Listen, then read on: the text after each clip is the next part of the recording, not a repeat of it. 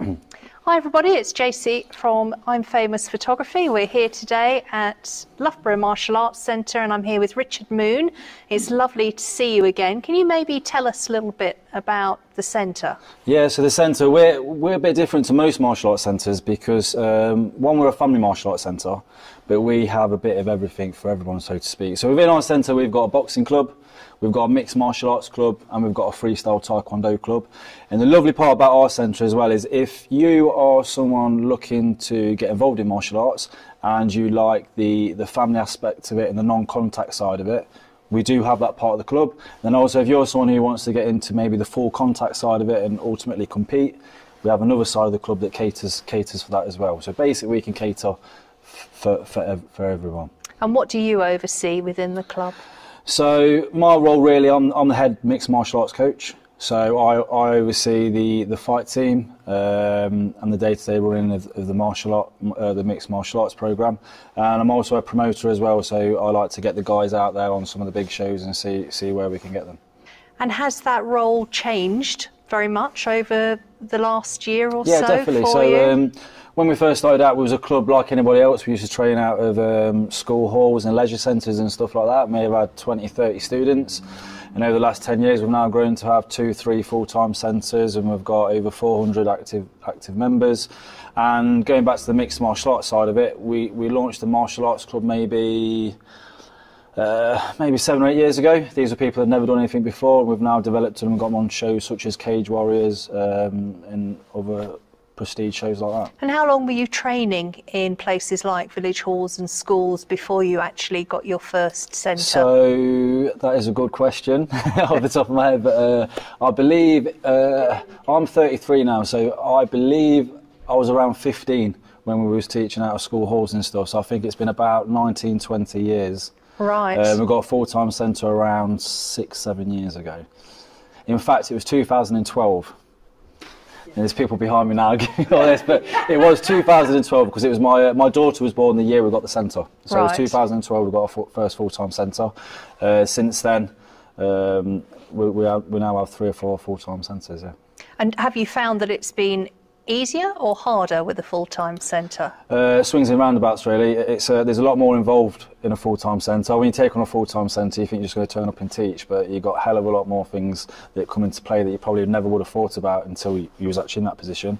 So what would you say is the main difference for you with running out of a full-time centre as opposed to schools or village halls? So there's pros and cons. With a full-time martial arts centre, you have a lot more responsibility and bills, etc. and stuff like that. But the pro side of it is you've got a facility that you can use 24/7 a day. We now do events, we do birthday parties, we just do so much more that we couldn't have done. What sort of events do you do? So within the centre, obviously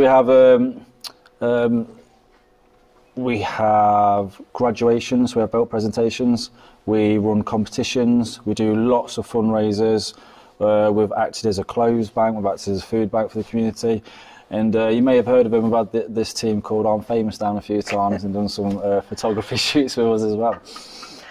And so as a club, how do you feel that you successfully managed to maintain your membership during COVID? Really that's down to just how we treat people really. Our members, we've always made sure that we're there for when they've needed us. Of course we've lost a few members through COVID, but more importantly throughout this whole process our members have been very supportive to us, but we've ran lots of Zoom and online sessions, we've kept the service going, and we've checked in with all our students as well. We've made sure we've rang them, we've texted them, and we've kept in contact with them throughout this pandemic. And for anybody that's watching, if they were thinking about going into having a full-time premises for themselves, what would your top 3 tips be for them? Top 3 tips going into a full-time premises. One's location. Location is everything. You could have a fantastic centre, but if you're in the middle of nowhere or basically if you've got a rubbish location, you're not going to succeed. So we're very lucky we're in the Loughborough town centre, so we've got foot traffic coming through day in, day out. Number 2 is space. You need as much space as you can possibly get for your money. And check into things like, it's okay looking at these units and stuff, but you need to know about the rateable value or the other hidden costs that you may not think about when you're first looking at a unit. So would you say your rateable value is your third tip? You definitely need to know your rateable value. I mean, When you're in school halls and stuff, these are things that you don't look at. But when you start to look at premises, it's okay looking at a premises which is maybe, I don't know, £15,000-20,000 for the year. But then you've also got your business rates. You need to look into that, your gas, electric, water, and everything else, your insurance, everything else that comes into it as well. So there's a lot of hidden costs that you do need to consider when you take on a premises. So just overall, make sure you have dotted the I's and crossed the T's before you take anything on. Yeah. Okay, and with your role, is there any particular aspect of the 360 you'd like to talk to us about? No, so 360 MMA, we're a big family club. Most important for me is we like to bring in juniors and adults that are maybe feeling a little unconfident, maybe just want to generally better themselves. The best thing about coaching for me is seeing someone that comes in through our doors, and whether that be 2 weeks, 2 months or 2 years later, we see a massive difference, and it's us as coaches that has contributed to that. I'm here today at the Loughborough Martial Arts Centre with Julie Hutton. It's great to be here again with you guys. Can you tell me a little bit about your role within the centre? Well, I own East Midlands Martial Arts along with other family members, which you'll get along to in a few moments. And I'm the founder of the Punching Panda programme. It's a fantastic little programme for all the kids aged 4 through to 9, and tremendous benefits. The parents, the kids absolutely love it. It's not just about the martial arts, it's about giving a buzz to the parents and making them feel sort of that their child is developing in the right way.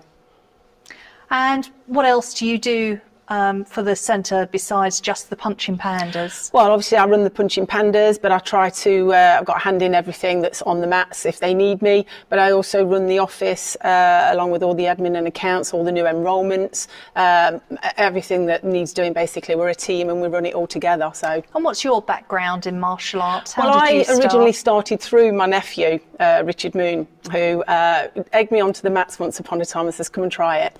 And I'd had a little dabble a few years ago, and then I actually got onto the mats, absolutely loved it, and I was only sort of in my early 30s, and I absolutely loved it, decided to join, became a black belt 4 years later, and I've never looked back. And did you develop the programme for Punching Pandas? Yeah, along with, obviously, we chat about everything in the office, about what we're going to do, what the new things for the year are. And it was actually me and my son, I think my son would like to take credit for this, that he thought of the name Punching Pandas.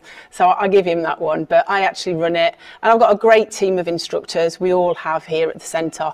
We've done lots of CIT programmes, sort of nurtured them to the way that we instruct. And we've got a really great family atmosphere and a great team. And what are the core aims of Punching Pandas? Well, it's about character development. We take them through from the age of 4. So we like to boost their confidence, concentration, their social development with it, like team play. We like them to be respectful and kind. It helps with every aspect of their life when they go to school. And it helps with their parents as well. Parents love it because they can see tremendous benefits even after just a few short weeks, and everybody loves it. It's fun, and we play a lot of games, so they learn through play. And is it a specific age group? Yeah, 4 through to 9, and then they move on as soon as we feel that they've developed enough to move on to cope with the more challenging martial arts, so that aspect of it. We move them into the junior dragons.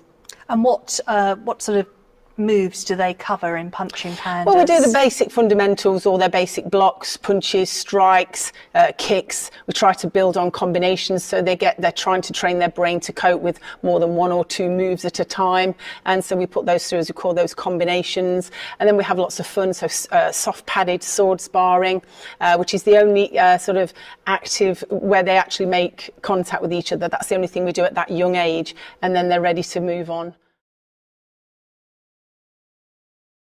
We're here today at the Loughborough Martial Arts Centre, and I'm here with Sean Hutton.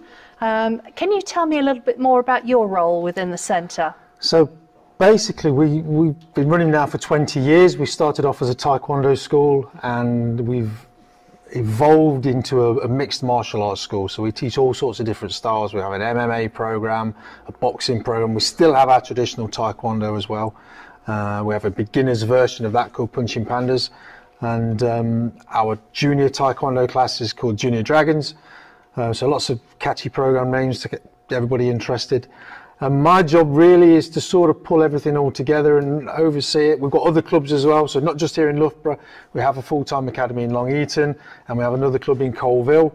So my job these days really is to make sure all our coaches are working from the same book, and we're all teaching the same curriculum, and growing the business in that area. So I'm trying to expand it a little bit. And would you say that your club gets involved with competitions at all? Yeah, so the beauty of having a mixed martial arts curriculum is we can teach all sorts of different styles. So we have family classes if they're low in contact or no contact, even some of them. But we also have established fight teams. So we have an MMA team that's been all around the country fighting on all the big promotions. Our boxing team as well that have gone around and done the same thing. They're fighting on shows. The majority of our members don't fight at all. They don't compete. So 95% of them probably will never take part in an external competition. But we do have that. If somebody wants to do that, then we've done quite well.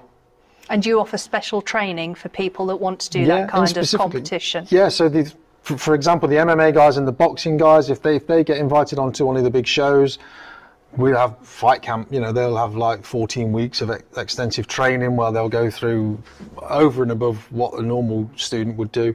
So we're trying to give them like a full, almost professional experience, if you like. So yeah, there is that option to do that.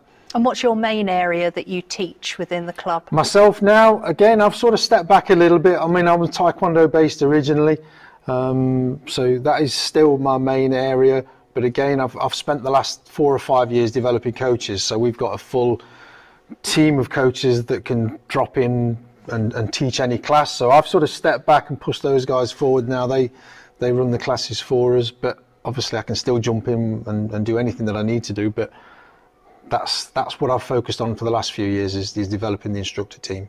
And as a club, do you do pay-as-you-go programs, or do you do direct debits? Well, we pay as you go, but pay as you go monthly. Right. So we don't have contracts or anything, so people aren't tied in. But again, we like them to commit and stick to it. And many of our students have. We've got students that have been with us for 15 years and more, which is brilliant. And it's a good pat on the back that we can still keep somebody for that long and still enjoying the training. But yeah. And as the club's grown, do you now use any club management systems to help you? We've developed our own. There are some out there, but again, everybody does it different. Yeah. So I've never really found one of those that does it exactly how I want to do it. So we've got our own systems. Oh, very lucky you had some. Did you develop it, or did you have someone build it for you? No, we developed between us. It was trial and error. We just adding bits onto it, but yeah, it works well for us. And do you think, as a club, is there any particular software or program that you use that you have found really helpful to you? Nothing in particular. No, I mean the martial arts industry as a whole sort of bands together now and again. There are 1 or 2 organisations that have that we've leaned on a little bit in the past for advice.